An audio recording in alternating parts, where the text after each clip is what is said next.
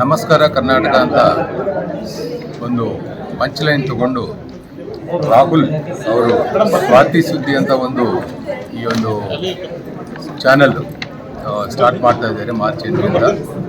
ಇಡೀ ಹುಬ್ಬಳ್ಳಿ ಧಾರವಾಡ ಮತ್ತು ಇಡೀ ಕರ್ನಾಟಕಕ್ಕೆ ಬೇಕಾಗಿರುವಂಥ ಪರ್ಟಿಕ್ಯುಲರ್ಲಿ ಎಲ್ಲ ಪ್ರಜರು ಎಕ್ಸ್ಪೆಕ್ಟ್ ಮಾಡ್ತಾ ಇರುವಂಥ ಅದು ಜಿಲ್ಲೆಯ ವಿಶೇಷ ಮತ್ತು ಗೃಹಿಣಿಯರಿಗಾಗಿ ಬೇರೆ ಬೇರೆ ಕಾರ್ಯಕ್ರಮಗಳು ಮತ್ತು